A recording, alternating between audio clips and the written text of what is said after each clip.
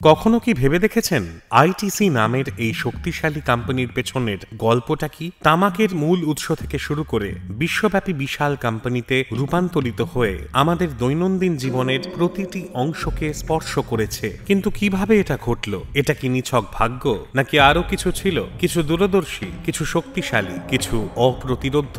বছর 1910।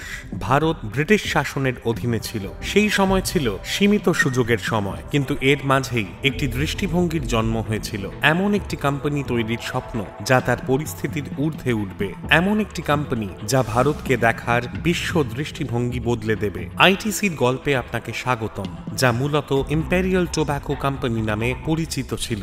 যে কোম্পানিটি একটি ছোট তামাক ব্যবসা প্রতিষ্ঠান হিসেবে শুরু হয়েছিল এবং আজ বিশ্বের সবচেয়ে সম্মানিত এবং বৈচিত্র্যপূর্ণ কর্পোরেশনগুলির মধ্যে একটি হিসেবে মাথা উঁচু করে দাঁড়িয়ে রয়েছে।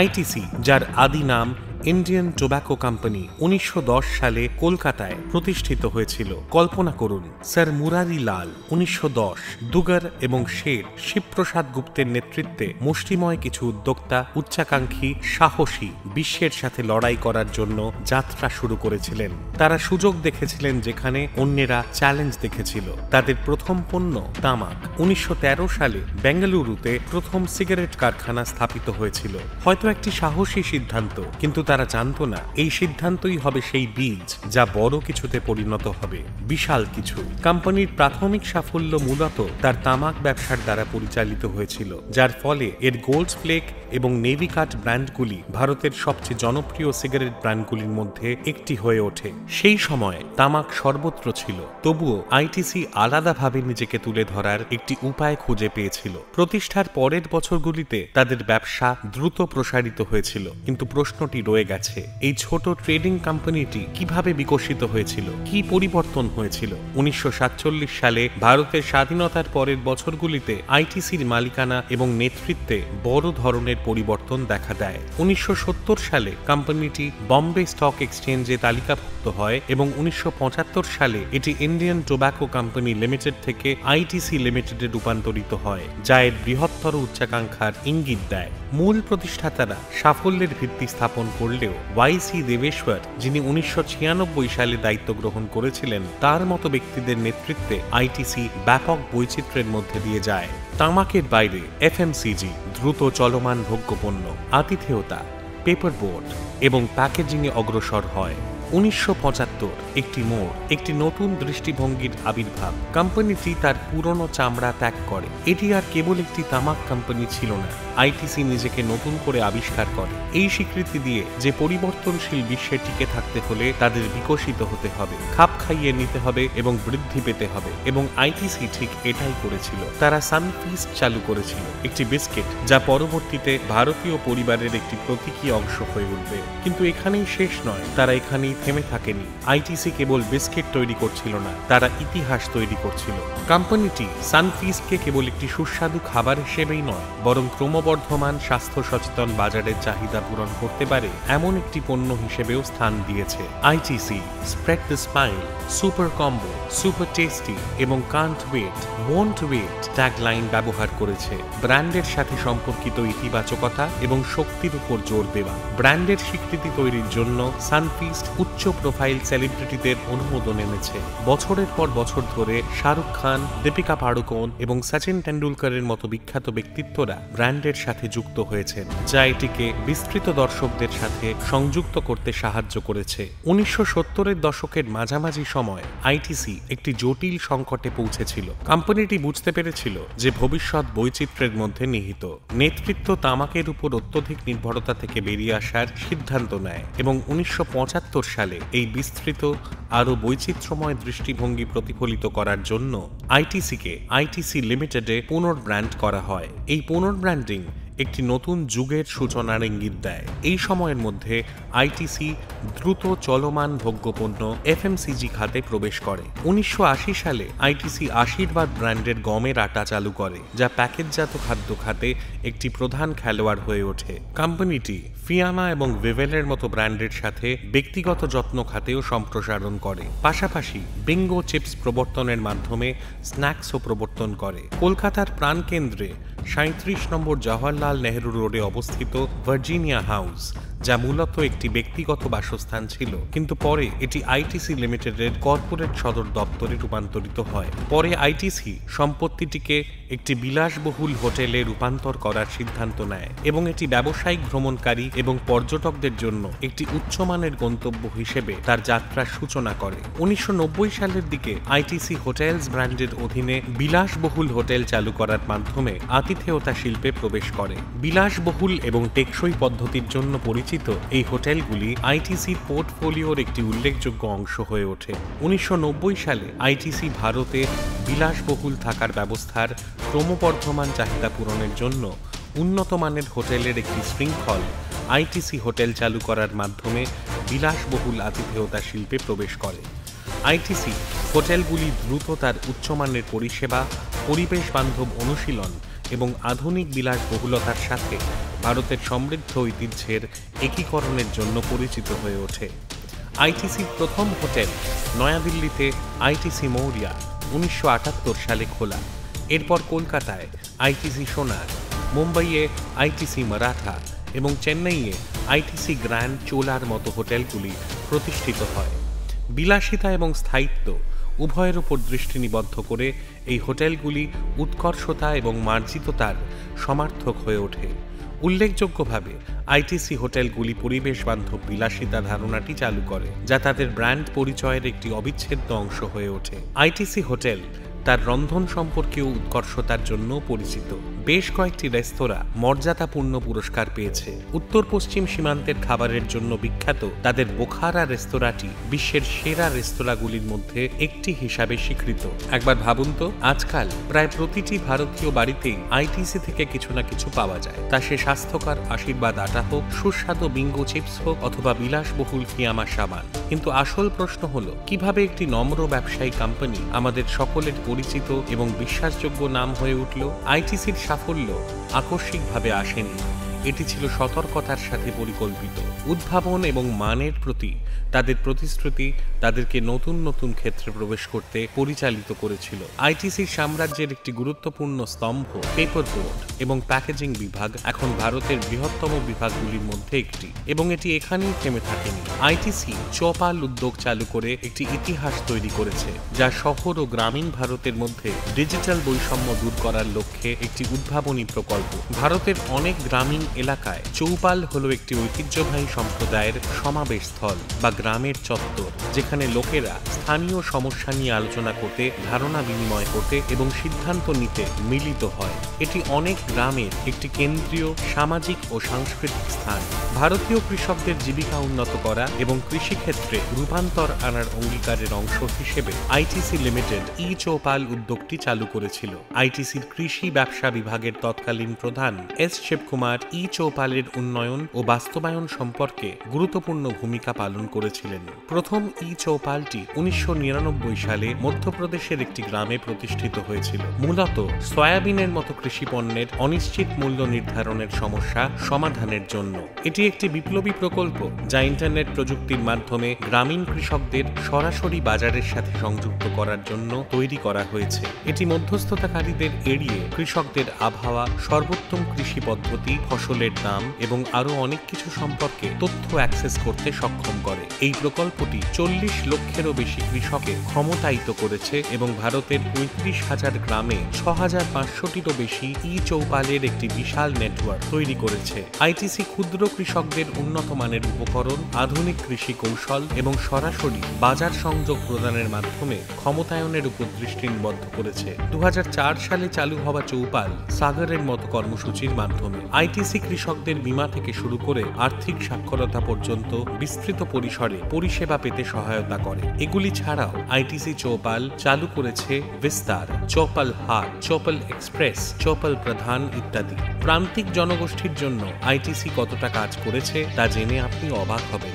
তাদের আইটিসি মিশন সুনেহেরা কাল প্রান্তিক জনগোষ্ঠীর শিক্ষা, স্বাস্থ্যসেবা এবং টেকসই জীবিকার সুযোগ উন্নত করে তাদের উন্নীত করার উপর দৃষ্টি নিবদ্ধ করে। গ্রামীণ পরিবারের শিশুদের শিক্ষাগত সহায়তা এবং বৃত্তি প্রদান করে। শিক্ষার কথা বলতে গেলে আপনি কি জানেন, ক্লাসমেট ভারতের সবচেয়ে জনপ্রিয় এবং স্বীকৃত স্টেশনারি ব্র্যান্ডগুলির মধ্যে একটি, যার মালিক আইটিসি লিমিটেড। 2002 সালে চালু হওয়া ক্লাসমেট দ্রুত ঘরে ঘরে জনপ্রিয় হয়ে ওঠে, যা নোটবুক, কলম, পেন্সিল এবং স্কুল সরবরাহের মতো বিস্তৃত স্টেশনারি পণ্য সরবরাহ করে। সম্পূর্ণার অধীনে আইটিসি ভারত সরকারের সাথে সহযোগিতা করেছে গ্রামীণ রোজগার যোজনা, গ্রামীণ যুবকদের কর্মসংস্থানের সুযোগ প্রদানের জন্য, বিশেষ করে কৃষি ও নির্মাণ খাতে। আইটিসি গ্রামীণ নারী ক্ষমতায়ন কর্মসূচির মতো উদ্যোগের মাধ্যমে নারী উদ্যোক্তাদের উৎসাহিত করার ক্ষেত্রে সক্রিয়ভাবে জড়িত, যা গ্রামীণ এলাকার নারীদের দক্ষতা বৃদ্ধির প্রশিক্ষণ, আর্থিক স্বাধীনতা এবং উদ্যোক্তা হওয়ার সুযোগ প্রদানের উপর দৃষ্টি নিবদ্ধ করে। আইটিসি বিভিন্ন উদ্যোগের মাধ্যমে নারীর ক্ষমতায়নের উপর ধারাবাহিকভাবে মনোনিবেশ করেছে। এর একটি উদাহরণ হল এর চৌপাল সাথী প্রোগ্রামটি 2000 সালে চালু হয়েছিল, যা গ্রামীণ এলাকার মহিলাদের চৌপালের মুখ হয়ে উঠতে এবং ডিজিটাল কিয়স্ক পরিচালনা করতে প্রশিক্ষণ দেয়। আইটিসি মহিলাদের উদ্যোক্তা এবং স্বাবলম্বী হওয়ার জন্য প্রশিক্ষণ কর্মসূচিও অফার করে। আইটিসি ভারতের নারীদের জন্য আরো অনেক কিছু করেছে। আইটিসি সম্পূর্ণ হলো আইটিসি তাদের কর্পোরেট সোশ্যাল রেসপন্সিবিলিটি প্রচেষ্টার অধীনে চালু করা একটি উদ্যোগ। এই কর্মসূচির লক্ষ্য গ্রামীণ সম্প্রদায়ের, বিশেষ করে মহিলাদের টেকসই জীবিকা নির্বাহের জন্য প্রয়োজনীয় সরঞ্জাম, দক্ষতা এবং সম্পদ প্রদান করে ক্ষমতায়ন করা। আইটিসি সম্পূর্ণ হল আইটিসির বৃহত্তর দৃষ্টিভঙ্গির অংশ, যা অন্তর্ভুক্তিমূলক প্রবৃদ্ধি এবং গ্রামীণ ভারতের আর্থসামাজিক উন্নয়নে অবদান রাখে। আইটিসি মহিলাদের আর্থিক স্বাধীনতায় দৃঢ়ভাবে বিশ্বাস করে। সম্পূর্ণার একটি মূল বৈশিষ্ট্য হল শক্তি আম্মা উদ্যোগ, যার মধ্যে গ্রামীণ এলাকার নারীদের উদ্যোক্তা হওয়ার জন্য প্রশিক্ষণ দেওয়া জড়িত। শক্তি আম্মা নামে পরিচিত এই মহিলারা তাদের স্থানীয় সম্প্রদায় এবং গ্রামে আইটিসি পণ্য বিক্রি করার ক্ষমতা পান। এর মাধ্যমে তারা নিয়মিত আয় উপার্জন করে এবং স্থানীয় অর্থনীতির একটি অপরিহার্য অংশ হয়ে ওঠে। আপনার কি মনে হয় অনেক মানুষ আইটিসির এই প্রকল্পগুলি সম্পর্কে সচেতন? শুধু তাই নয়, আইটিসি ভারতের সমৃদ্ধ হস্তশিল্প এবং শৈল্পিকতার ঐতিহ্যকে তার পণ্যের সাথে একীভূত করার জন্য সচেতন প্রচেষ্টা চালিয়েছে। এর পোশাক ব্র্যান্ড উইলস লাইফস্টাইল সহ এর লাইফস্টাইল রিটেইলিং উদ্যোগগুলি খাদি এবং শাড়ির মতো ঐতিহ্যবাহী বস্ত্রকে আধুনিক, সহজলভ্য আকারে উদযাপন করেছে। সমসাময়িক পণ্যগুলিতে ঐতিহ্যবাহী ভারতীয় নকশাগুলিকে অন্তর্ভুক্ত করার জন্য কোম্পানির প্রতিশ্রুতি এটিকে ভারতের সাংস্কৃতিক সমৃদ্ধির দূত করে তোলে। আইটিসি সঙ্গীত গবেষণা একাডেমির মতো উদ্যোগের মাধ্যমে ভারতের সাংস্কৃতিক ও শৈল্পিক সম্প্রদায়ও অবদান রেখেছে, যা ধ্রুপদী সঙ্গীত, নৃত্য এবং পরিবেশন শিল্পকে সমর্থন করে। ধ্রুপদী ভারতীয় সঙ্গীতের প্রতি কোম্পানির দীর্ঘস্থায়ী সমর্থন সমসাময়িক বিশ্বে ভারতীয় ঐতিহ্যের সংরক্ষণ এবং প্রচারের প্রতি তার প্রতিশ্রুতির প্রমাণ। কলকাতায় আইটিসি রয়্যাল বেঙ্গল ধ্রুপদী সঙ্গীত উৎসবের মতো অনুষ্ঠানের সাথে আইটিসির যোগসূত্র ভারতীয় ধ্রুপদী শিল্প উদযাপনে তার বিশ্বাসকে আরো স্পষ্ট করে তোলে। মনে হচ্ছে আইটিসি সত্যিই তার দেশ, ভারতের প্রতি তার অপরিসীম ভালোবাসা প্রদর্শন করতে চেয়েছিল। এটি সম্পর্কে আরো বেশি আলোচনা না হলেও আইটিসির ব্র্যান্ড বিভাগ, বিশেষ করে এর ইন্ডিয়া টি ব্যবসা, ভারতীয় চা শিল্পের একটি প্রধান শক্তি। কোম্পানিটি আশীর্বাদ, তাজমহল এবং ওয়াঘ বকরির মতো বেশ কয়েকটি সুপরিচিত ব্র্যান্ডের মালিক। আইটিসি কেবল দেশীয় চা বাজারে একটি গুরুত্বপূর্ণ খেলোয়াড় হিসেবে নিজেকে প্রতিষ্ঠিত করেনি, বরং বিশ্ব বাজারে প্রিমিয়াম ভারতীয় চা রপ্তানিতেও উদ্যোগী হয়েছে। তবে উল্লেখযোগ্য সাফল্য সত্ত্বেও আইটিসি বিতর্ক থেকে মুক্ত নয়। বছরের পর বছর ধরে কোম্পানিটি পরিবেশগত উদ্বেগ থেকে শুরু করে তামাক ব্যবসার সমস্যা পর্যন্ত বিভিন্ন ক্ষেত্রে কয়েকটি চ্যালেঞ্জ এবং সমালোচনার মুখোমুখি হয়েছে। ধূমপানের সুপ্রতিষ্ঠিত বিপদ সত্ত্বেও আইটিসি তার সিগারেট ব্র্যান্ডগুলির প্রচার অব্যাহত রেখেছে, যদিও সাম্প্রতিক বছরগুলিতে এটি ক্রমবর্ধমানভাবে তার পোর্টফোলিওকে বৈচিত্র্যময় করেছে। কর্মীরা যুক্তি দিয়েছেন যে কোম্পানিটি জনস্বাস্থ্যের ব্যয় লাভবান হচ্ছে, বিশেষ করে এমন একটি দেশে যেখানে তামাক সম্পর্কিত রোগগুলি একটি প্রধান উদ্বেগের বিষয়। উপরন্তু তামাক বিজ্ঞাপনের উপর সরকারের কঠোর নিয়ন্ত্রণ থাকা সত্ত্বেও এর তামাকজাত পণ্যের বিজ্ঞাপন এবং বিপণন নিয়ে উদ্বেগ রয়েছে। আরেকটি বিতর্ক ছিল যে সবুজ শিল্পের স্বীকৃতি সত্ত্বেও সামগ্রিকভাবে কাগজ শিল্প সম্পদ নিবিড় এবং বন উজাড় এবং দূষণে অবদান রাখে। আইটিসির কাগজ উৎপাদন প্রক্রিয়ার পরিবেশগত প্রভাব, বিশেষ করে কাঠের মন্ডের ব্যবহার এবং জলাশয়ে বর্জ্য নিষ্কাশন সম্পর্কে উদ্বেগ উত্থাপিত হয়েছে। আইটিসির বিরুদ্ধে শ্রমিকদের শোষণের অভিযোগ রয়েছে, বিশেষ করে তাদের সিগারেট উৎপাদন সুবিধা এবং কৃষি সরবরাহ শৃঙ্খলে, যেখানে খারাপ কাজের পরিবেশ এবং কম মজুরির খবর পাওয়া গেছে। শ্রমিক ইউনিয়নগুলি আইটিসির কারখানাগুলিতে শ্রমিকদের সাথে আচরণ নিয়ে উদ্বেগ প্রকাশ করেছে। দুর্বল সুরক্ষা প্রোটোকল, দীর্ঘ কর্মঘণ্টা এবং পর্যাপ্ত ক্ষতিপূরণের অভাবের দিকে ইঙ্গিত করেছে। তবে এটা বলা নিরাপদ যে আইটিসি আইনি কাঠামোর মধ্যে কাজ করার এবং কর্পোরেট গভর্নেন্সের মান বজায় রাখার ক্ষেত্রে তার অবস্থান ধারাবাহিকভাবে বজায় রেখেছে। এ সম্পর্কে আপনার কি মনে হয়? আমরা দেখতে পাচ্ছি যে টেকসইতা এবং সম্প্রদায়ের উন্নয়নের প্রতি এর প্রতিশ্রুতি তার লক্ষ্যের মূলে রয়ে গেছে। তবে ক্রমবর্ধমান জটিল বিশ্বে তার বৈচিত্র্যময় ব্যবসায়িক কার্যক্রম পরিচালনা করার ক্ষেত্রে কোম্পানিটি এখনও চ্যালেঞ্জের মুখোমুখি হচ্ছে। সাম্প্রতিক তথ্য অনুসারে আইটিসি লিমিটেড তার বিভিন্ন ব্যবসায়িক বিভাগে প্রায় 50,000 কর্মী নিয়োগ করে। এর মধ্যে রয়েছে এফএমসিজি, হোটেল, কাগজ ও প্যাকেজিং, কৃষি ব্যবসা এবং তথ্য প্রযুক্তির বিভিন্ন কার্যক্রম। আইটিসির কর্মী সংখ্যা ভারত এবং আন্তর্জাতিকভাবে ছড়িয়ে আছে, যার একটি উল্লেখযোগ্য অংশ এর উৎপাদন সুবিধা, হোটেল, বিক্রয় ও বিপণন দল এবং সরবরাহ শৃঙ্খল পরিচালনায় কাজ করে। আমরা যদি কোম্পানির অর্থনৈতিক দিকটি দেখি, তাহলে আমরা দেখতে পাবো যে 31শে ডিসেম্বর 2024 তারিখে শেষ হওয়া তৃতীয় প্রান্তিকে আইটিসির নিট মুনাফা 7% হ্রাস পেয়েছে। মোট 5,013.16 কোটি টাকা হয়েছে, যদিও রাজস্ব 8% বৃদ্ধি পেয়েছে। কোম্পানিটি তার সিগারেট, হোটেল, এফএমসিজি এবং কৃষি ব্যবসায়িক খাতে রাজস্ব বৃদ্ধি করেছে, কিন্তু কম দামের প্রতিযোগিতার কারণে পেপারবোর্ড খাতে চ্যালেঞ্জের সম্মুখীন হয়েছে। দ্বিতীয় প্রান্তিকে আইটিসির মুনাফা 3% বৃদ্ধি পেয়ে 50.78 বিলিয়ন হয়েছে, যা বাজারের প্রত্যাশার চেয়ে কম। এই ঘাটি মূলত কাঁচামালের দাম বৃদ্ধি এবং প্রয়োজনীয় জিনিসপত্রের ক্রমবর্ধমান দামের মধ্যে ভোক্তা চাহিদা হ্রাসের কারণে হয়েছিল। 27শে ফেব্রুয়ারি 2025 তারিখে আইটিসির শেয়ারের দাম 0.84% কমে 401.45-এ দাঁড়িয়েছে, যা 52 সপ্তাহের সর্বোচ্চ 498.94-এর নিচে 19.54% কমেছে। এই পতন সত্ত্বেও আইটিসি গোল্ডেন টোব্যাকো লিমিটেড এবং গডফ্রে ফিলিপস ইন্ডিয়া লিমিটেডের মতো প্রতিযোগীদের ছাড়িয়ে গেছে, যেখানে যথাক্রমে 3.70% এবং 5% পতন ঘটেছে। বর্তমান ত্রুটিগুলি সত্ত্বেও 2025 সালের হিসাব অনুযায়ী আইটিসি লিমিটেডের বাজার মূলধন আনুমানিক 5.5 থেকে 6 লক্ষ কোটি, প্রায় 70 থেকে 75 বিলিয়ন মার্কিন ডলার। এই মূল্যায়ন আইটিসিকে ভারতের বৃহত্তম এবং সবচেয়ে মূল্যবান কোম্পানিগুলির মধ্যে স্থান দেয়। সাম্প্রতিক আর্থিক প্রতিবেদন অনুসারে 2023-24 অর্থ বছরে আইটিসি লিমিটেডের বার্ষিক আয় প্রায় 75,000 কোটি টাকা। আইটিসি লিমিটেড ভারতের অন্যতম আইকনিক এবং সফল সমষ্টি হিসেবে পরিচিত।